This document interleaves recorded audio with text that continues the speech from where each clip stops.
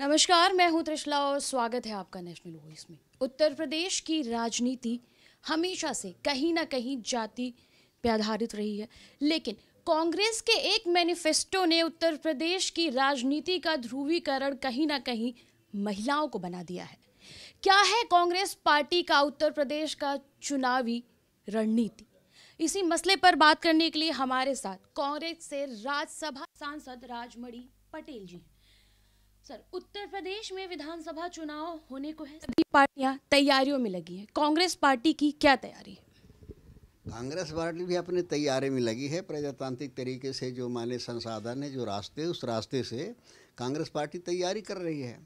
और आप जानते हैं कि माने उत्तर प्रदेश में जो है प्रियंका गांधी ने उत्तर प्रदेश की कमान संभाली है और उन्होंने लड़की हूँ लड़ सकती हूँ का नारा दे करके जो है, जो एक सबसे कभी हमारे पुराने ज़माने में माना जाता था कि महिला हमारी शक्ति का स्वरूप होती है, और धीरे धीरे परिस्थितियाँ इस तरह से माने पैदा हुई कि वो अपने आप को थोड़ा हीन महसूस करने लगी। उस नारी शक्ति को जगाने के लिए इस नारे के माध्यम से मैदान पे आई हैं। निश्चित रूप से महिलाओं का मनोबल मजबूत हुआ है और वो पूरी ताकत के साथ उन विचारधाराओं को समझने की भी अब कोशिश कर रही हैं, जिन विचारधाराओं ने उनके विश्वास को लूटा, ठगा और धर्मांधता के अंधकार में डालने का प्रयास किया। उनकी भी पहचान हो रही है और जो वास्तविकता है, किस विचारधारा की ज़रूरत आज प्रजातांत्रिक मूल्यों के आधार पर इस देश को है, किस विचारधारा पर इस देश के गरीब से गरीब का हक अधिकार सुरक्षित है, किस विचारधारा पर इस देश के गरीब से गरीब का हक और अधिकार सुरक्षित है, ये चीज़ अब लोगों को एहसास होने लगा है और अब वो ध्रुवीकरण हो करके निश्चित रूप से कांग्रेस के साथ जुड़ रहे हैं। आपको कांग्रेस से प्रयागराज का प्रभारी बनाया गया है, कैसे सफलता दिलाएंगे, कैसे जीत हासिल करेंगे आप प्रयागराज में? निश्चित प्रजातंत्र में सबसे बड़ी ताकत जनता होती है और जनता से बड़ी कोई ताकत नहीं होती है। तो जनता की ताकत को हम माने कार्यकर्ताओं के बीच में जा कर के जो हमारे पार्टी की घोषणाएं हैं, हमारी पार्टी गरीब के लिए, पिछड़े के लिए, दलित के लिए, महिलाओं के लिए क्या करना चाहती है, उन मुद्दों को लेकर के जनता के बीच में जाएंगे और जनता के विश्वास को जगाएंगे। निश्चित रूप से उसका विश्वास, उसका आशीर्वाद कांग्रेस को मिलेगा। राहुल गांधी के हिंदू व हिंदुत्व वाले बयान पे काफ़ी बहस हो रही है, क्या कहना चाहेंगे? देखिए, राहुल जी ने जो कहा है, ये भारतीय जनता पार्टी धर्म की बात नहीं करती। ऐसा माहौल बना दिया है कि धर्मांधता को ये धर्म सिद्ध करने का प्रयास करती है, जो सबसे बड़ा खतरनाक है। धर्म पर किसी को विरोध नहीं है, लेकिन जो धर्मांधता है उसका विरोध है। धर्मांधता की जो ये बात करती भारतीय जनता पार्टी।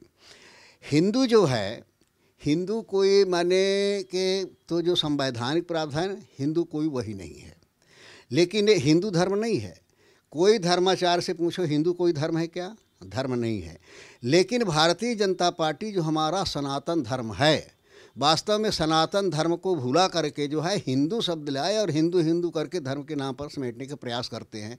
और फिर धर्म कोई हो, हम कहते हैं जो संप्रदाय हिंदू कोई धर्म मान लीजिए, चाहे धर्म कोई भी हो, कोई भी धर्म मजहब से लड़ना नहीं सिखाता। सब धर्म का उद्देश्य एक ही है, अपने राजनैतिक हित के लिए जो है भारतीय जनता पार्टी उसका विश्लेषण करती है और उसका उपयोग करती है।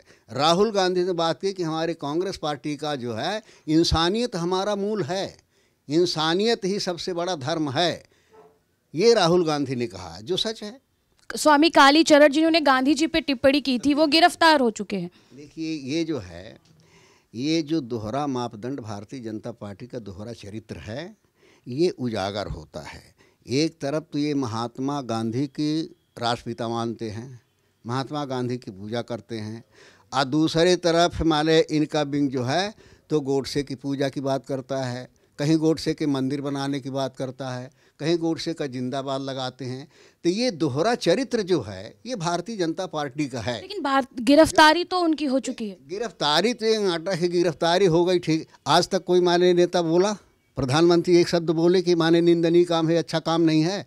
अब मजबूरी आई, दबाव पड़ा तो, और चुनाव के समय है, इस वजह से गिरफ्तार करना पड़ा। इसी तरह से वहाँ का किसानों के साथ हुआ, उनको रौंदा गया, किसान मारे गए और मंत्री ने खुद कहा था कि अगर हमारे पहले तो डिनाई किया कि हमारे बेटे का कोई हाथ नहीं है, और ये फिर उसके बाद कहा कि अगर बेटे का और हमारा किसी भी तरह से सिद्ध हो जाएगा तो हम इस्तीफ़ा दे देंगे। उसके बाद जब सारा सिद्ध हो गया, जांच की रिपोर्ट आ गई, तब उसके बाद वो कहने लगे तो बेटा अलग होता है, बाप अलग होता है, वो तो केंद्र में मंत्री यहाँ है। तो ये दोहरा चरित्र जो है भारतीय जनता पार्टी के है, जो अपराध को छिपाना चाहती है और अपराधियों को बचाना चाहती है, और दोहरा नारा दे करके महात्मा गांधी की जो विचारधारा है उस विचारधारा को कमज़ोर करना चाहती है, संवैधानिक मूल्यों को ख़त्म करना चाहती है, और तानाशाहीपूर्ण तरीके से वो अपनी विचारधारा को कि माने मोदी की ही विचारधारा संविधान है, यही कानून है, यही न्याय है, यही गांधी है, ये करना चाहती, इतिहास बनाना चाहती है, जो बहुत ही निंदनीय है। और इसको अब देश की जनता भी समझने लगी। लड़की हूँ, लड़ सकती हूँ, लड़ना किससे है? लड़ना है उस अन्याय और शोषण से, लड़ना है उस अंधकार से जो अंधकार भारतीय जनता पार्टी ने पैदा किया है, फैलाया है, जिसका शिकार इस देश के मेहनत करने वाले गरीब, किसान, अल्पसंख्यक, मजदूर, वनवासी, ये सब शिकार हो रहे हैं। उस विचारधारा से लड़ना है, उससे संघर्ष करना है। 22,000 शिक्षक अभ्यर्थी भर्ती को लेकर लगातार शिक्षक प्रदर्शन कर रहे हैं, जिसके बाद आरक्षित सीटों को जोड़ने के बाद से कुछ अभ्यर्थी ये आरोप लगा रहे हैं कि ये सरकार सवर्ण विरोधी सरकार है, ये सरकार स्वर्णों पे अन्याय कर रही है। ऐसा कुछ? ये सरकार जो है ये बैकवर्ड विरोधी सरकार है, गरीब विरोधी सरकार है, सवर्ण विरोधी सरकार है। ये केवल पूंजीपति समर्थक सरकार है, बाकी इसको कोई लेना देना नहीं है, न सवर्ण से, न किसान से, न गरीब से, न पिछड़ा से। बहुत